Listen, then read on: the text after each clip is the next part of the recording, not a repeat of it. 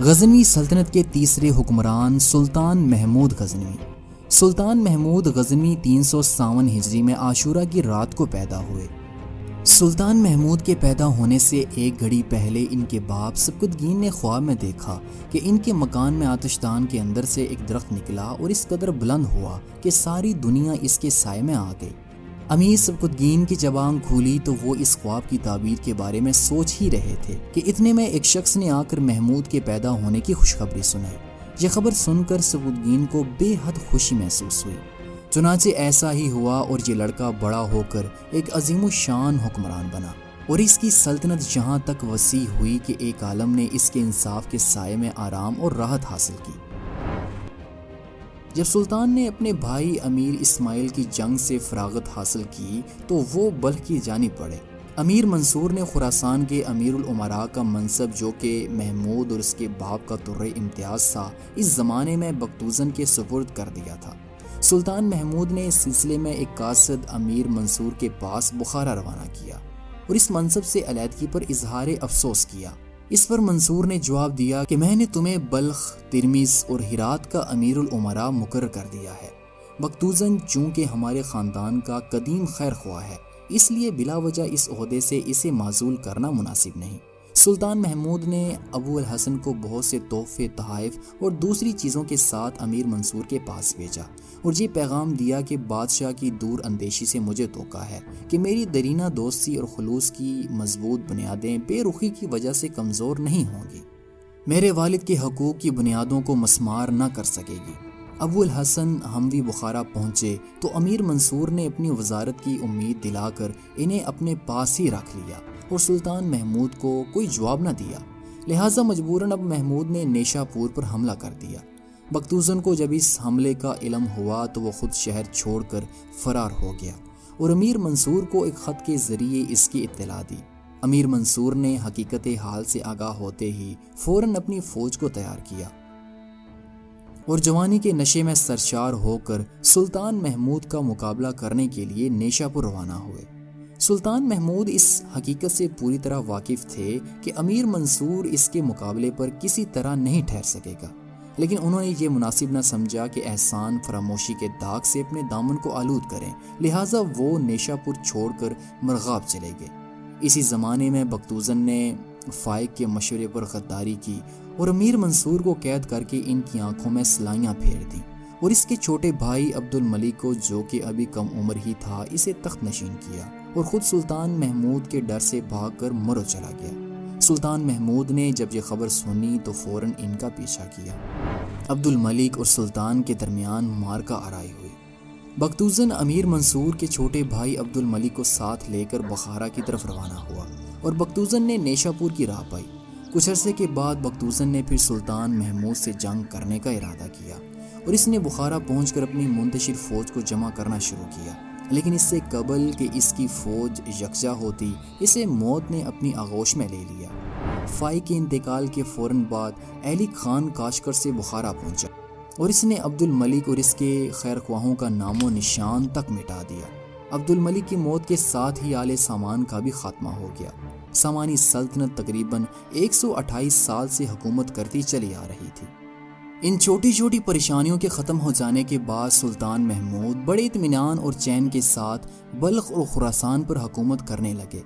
سلطان محمود غزنوی کے تخت نشین ہونے کے بعد عباسی خلیفہ القادر باللہ نے انہیں ایک قیمتی خلط اور امین الملک اور یمین الدولہ کا خطاب انہیں عطا کیا۔ 398 ہجری میں سلطان محمود بلخ سے ہرات آئے اور ہرات سے سیستان جا پہنچے۔ یہاں کے حاکم حنیف بن احمد کو اپنا مطیع بنایا اور واپس غزنی چلے گئے۔ غزنی پہنچ کر سلطان نے ہندوستان کی طرف حملے کا ارادہ کیا۔ ہندوستان کے چند قلعوں کو فتح کر کے وہ واپس اپنے دارالسلطنت آ گئے۔ ایلک خان نے ماوراؤن نہر کو آل سامان کے قبضے سے نکال کر سلطان محمود کی خدمت میں فتح نامہ ارسال کیا اور مملکت خراسان پر قبضہ کرنے کی خوشخبری سنائی۔ اس کا نتیجہ یہ ہوا کہ ایلک خان اور سلطان محمود میں بڑے گہرے اور دوستانہ مراسم پیدا ہو گئے۔ اس کے جواب میں سلطان نے زمانے کے مشہور محدث سہل بن سلیمان کو اپنا سفیر بنا کر ایلک خان کے پاس بھیجا اور ان کی بیٹی سے شادی کرنے کی خواہش ظاہر کی۔ انیس انتہائی قیمتی اور اعلیٰ درجے کے تحفے اور تحائف ان کے پاس روانہ کیے۔ امام ابو طیب جب ترکستان پہنچے تو علی خان کے حکم سے ترکوں نے، جن میں سے بیشتر اسلام قبول کر چکے تھے، انہوں نے ان کی بے حد تعظیم و تکریم کی۔ امام ابو طیب نے وہاں اس وقت تک قیام کیا جب تک کہ پیغمبری کے فرائض پوری طرح ادا نہ کر لیے۔ علی خان کی بیٹی سے سلطان محمود کے نکاح کی بات چیت طے کرنے کے بعد ابو طیب واپس سلطان کے پاس چلے آئے۔ ان کے ساتھ علی خان کے دیے ہوئے اعلیٰ درجے کے پیش قیمت تحائف بھی موجود تھے۔ یہ سب چیزیں انہوں نے سلطان محمود کی خدمت میں پیش کی۔ سلطان محمود نے امام ابو طیب کو اس خدمت گزاری کے عوض طرح طرح کے انعامات سے نوازا۔ اس کے بعد ایک مدت تک سلطان محمود اور علی خان کے درمیان پیار و محبت والا رشتہ قائم رہا، اور پھر ایک ایسا زمانہ آیا کہ چغل خوروں کی کوششوں کے ہاتھوں یہ جگری دوست ایک دوسرے کے جانی دشمن بن گئے۔ سلطان محمود نے اپنے آپ سے یہ عہد کیا تھا کہ وہ سلطنت کی مہمات سے فارغ ہو کر ہندوستان پر حملے کریں گے اور غیر مسلموں سے لڑائیاں کریں گے۔ اب سلطان نے اس عہد کو پورا کرنے کا ارادہ کر لیا اور یہ طے کیا کہ تقریباً ہر سال ایک خاص موسم میں ہندوؤں سے مارکہ آرائی کی جائے گی۔ چنانچہ اس ارادے کو عملی جامہ پہنانے کے لیے انہوں نے شوال 391 ہجری میں 10,000 لشکریوں کے ساتھ غزنی سے پشاور کوچ کیا۔ راجہ جے پال بھی ایک زبردست لشکر کے ساتھ، جس میں 12,000 سوار، 32,000 پیادے اور 300 ہاتھی موجود تھے، وہ سلطان کے مقابلے پر نکلا۔ 8 محرم الحرام 392 ہجری میں دونوں حکمرانوں کے لشکر آپس میں مارکہ آرا ہوئے۔ فریقین نے بڑی مردانگی اور دلیری سے ایک دوسرے پر حملہ کیا، لیکن فتح سلطان محمود ہی کو حاصل ہوئی، لہٰذا وہ اسلامی فاتح ہونے کی وجہ سے محمود غازی کے نام سے مشہور ہوئے۔ راجہ جے پال 15 اشخاص کے ساتھ، جو کہ اس کے بیٹے اور رشتہ دار تھے، وہ اس جنگ میں گرفتار ہو گیا۔ اس کے لشکر کے 5,000 سپاہی اس جنگ میں مارے گئے اور باقی بدخواص ہو کر میدان جنگ سے بھاگ کھڑے ہوئے۔ اس مارکے میں بہت سا مال و اسباب سلطان محمود غزنوی کے ہاتھ لگا۔ بہت سی دوسری اشیاء کے ساتھ ساتھ 16 جڑاؤ مالے تھے، جو کہ قیدیوں کے گلے سے اتار کر سلطان کی خدمت میں پیش کیے گئے تھے، جس میں سے ہر مالے کی قیمت ایک اندازے کے مطابق 1,80,000 دینار کے برابر تھی۔ جب موسم بہار قریب آیا تو سلطان محمود نے راجہ جے پال اور اس کے دوسرے اسیروں کو اپنا باج گزار بنا کر رہا کر دیا، اور بہت سے باغی اور سرکش افغان سرداروں کو تہہ تیگ کیا کر غزنی کو واپس چلے گئے۔ ہندوؤں کا یہ عقیدہ تھا کہ جو ہندو راجہ 2 بار مسلمانوں سے شکست کھائے یا ان کی قید میں رہ چکا ہو، وہ اس قابل نہیں رہتا کہ وہ بادشاہت کا اہل ہو، اور یہ چیز ایک ایسا گناہ تھا کہ جس کو سوائے آگ کے کوئی دوسری شے پاک نہیں کر سکتی تھی۔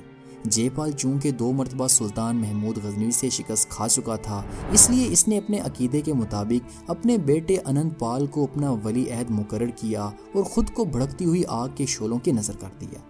اس سے اگلے سال سلطان محمود پھر سیستان گئے اور اس بار حنیف بن قیس کو اپنے ہمراہ غزنی لے آئے۔ اس کے کچھ عرصے بعد سلطان نے ہندوستان کو فتح کرنے کا پھر سے ارادہ کیا، اور اس بار 395 ہجری میں سلطان غزنی سے باتنا، دراصل یہ بھاٹیا ہے جو کہ ملتان کے قریب ایک مقام تھا، اور یہ ایک ہندو حکمران کا دارالسلطنت بھی تھا، سلطان اس کی طرف روانہ ہوئے اور ملتان کی سرحد سے گزر کر باتنا میں مقیم ہوئے۔ باتنا کے گرد کھینچی ہوئی شہر پناہ بے حد بلند اور مضبوط تھی۔ اس کے گرد ایک خندق بھی تھی۔ باتنا کا حکمران بجے راؤ تھا، اور وہ اپنی فوج کی کثرت، ہاتھیوں کی قوت اور طاقت پر اس درجے تک مغرور تھا کہ اس نے نہ تو محمود غزنوی کے ہندوستانی نائبوں کی پرواہ کی اور نہ ہی اس نے راجہ جے پال کو خاطر میں لایا۔ جب سلطان محمود غزنوی اپنا لشکر لے کر ہندوستان پہنچے تو اس کے اور سلطان کے درمیان ایک خونریز جنگ ہوئی۔ یہ جنگ 3 روز تک جاری رہی۔ تیسرے دن عین ممکن تھا کہ ہندوؤں کو فتح یابی نصیب ہوتی کہ سلطان محمود نے اپنی فوج میں یہ منادی کرا دی کہ آج سلطانی جنگ ہے، لہٰذا فوج کا ہر فرد، چاہے وہ بوڑھا ہو یا جوان ہو، وہ جان دینے کے لیے تیار ہو جائے اور دشمن کے مقابلے کے لیے میدان میں آ جائے۔ جب بجے راؤ کو مسلمانوں کے اس ارادے کی خبر پہنچی تو وہ پریشان ہو کر مندر میں چلا آیا اور اس نے اپنے خداؤں سے مدد مانگی، نیز اپنی فوج کو مسلح ہونے کا حکم دیا، اور وہ اپنے لشکر کو لے کر شہر سے باہر نکلا اور میدان جنگ میں چلا آیا۔ مسلمانوں نے میمنہ اور میسرہ دونوں جانب سے ایک ہی بار ہندوؤں پر حملہ کر دیا۔ فریقین کے بے شمار سپاہی اس مارکہ آرائی میں مارے گئے، لیکن میدان جنگ سے کسی فریق کے پاؤں نہ اکھڑے۔ سلطان محمود نے پریشان ہو کر اللہ تعالیٰ کی بارگاہ میں دعا کی اور حضور صلی اللہ علیہ وسلم کا واسطہ دے کر اللہ تعالیٰ سے مدد طلب کی اور اپنے کلب لشکر کو ساتھ لے کر ہندوؤں کے کلب لشکر پر حملہ کر دیا۔ سلطان محمود کا یہ حملہ اس قدر زبردست تھا کہ ہندوؤں کا لشکر تتر بتر ہو گیا اور اس کے قدم میدان جنگ سے اکھڑ گئے۔ راجہ بزے راؤ اپنی بھاگی ہوئی فوج کو لے کر قلعے میں پناہ گزین ہوا۔ سلطان نے قلعے کا محاصرہ کر لیا اور خندق کو پاٹنے کا حکم دیا۔ جب بزے راؤ نے یہ محسوس کیا کہ اب دشمن سے چھٹکارا حاصل کرنا مشکل ہے تو اس نے عالم بدخواسی میں اپنے لشکر کو سلطان محمود کے مقابلے پر چھوڑ دیا اور خود اپنے خاص ساتھیوں کے ہمراہ فرار ہو گیا اور دریائے سندھ کے قریب ایک جنگل میں جا چھپا۔ سلطان محمود کو جب اس واقعے کا علم ہوا تو انہوں نے اسلامی لشکر کا ایک حصہ بزے راؤ کے تعاقب میں روانہ کیا۔ ان بہادر مسلمانوں نے بڑی سرت سے اس کا پیچھا کیا اور اس کو چاروں طرف سے گھیر لیا۔ اس موقع پر بزے راؤ کو سوائے جان سے گزر جانے کے دشمنوں سے چھٹکارے کی کوئی صورت نظر نہ آئی، لہٰذا اس نے پریشانی کے عالم میں اپنے خنجر سے اپنی ہی جان لے لی۔ مسلمان سپاہیوں نے اس کا سر کاٹ کر سلطان محمود کے پاس روانہ کیا اور اس کے ساتھیوں کو بھی قتل کر دیا گیا۔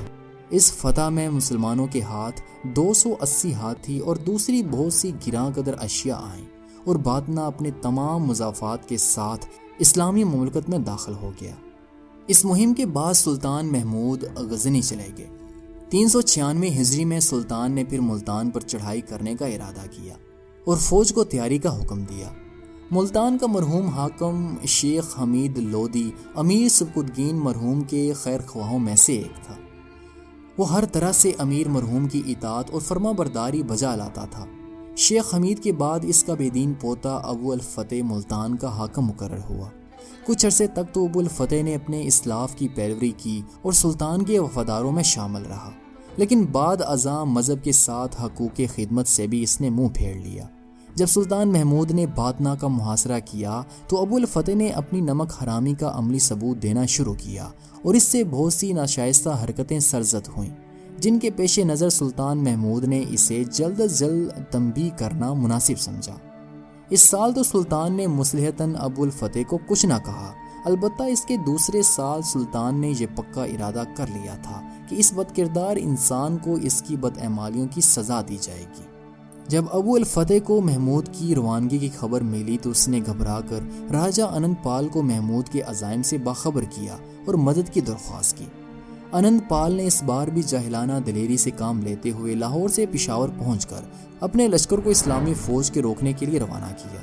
انند پال کی اس حرکت سے سلطان محمود بہت غضبناک ہوئے اور حکم دیا کہ سب سے پہلے اس کافر کا مقابلہ کیا جائے اور اس کے وطن کی اینٹ سے اینٹ بجا دی جائے۔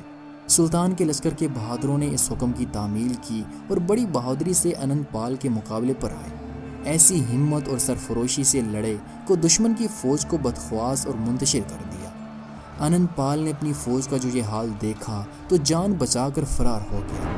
سلطان نے اپنے لشکر کا ایک دستہ اس کے تعاقب میں روانہ کیا۔ جب اسلامی لشکر اس کا پیچھا کرتے ہوئے دریائے چناب کے کنارے سودرہ کے مضافات میں پہنچا تو انند پال کی ہمت نے جواب دے دیا۔ اس کے ہاتھ پاؤں پھول گئے اور وہ گھبرا کر کشمیر کے پہاڑوں میں جا چھپا۔ سلطان نے بھی اب زیادہ پیچھا کرنا مناسب نہ سمجھا اور اپنے اصل مقصد یعنی کہ ملتان کی فتح کے پیش نظر انہوں نے ملتان کی طرف کوچ کیا۔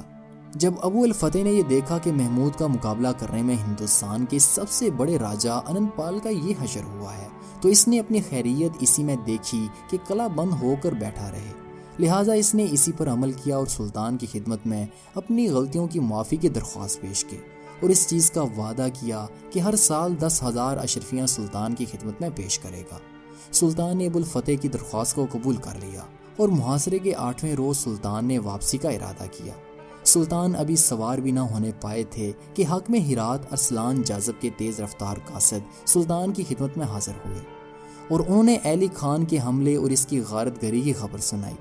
سلطان یہ خبر سنتے ہی غزنی کی طرف روانہ ہوئے۔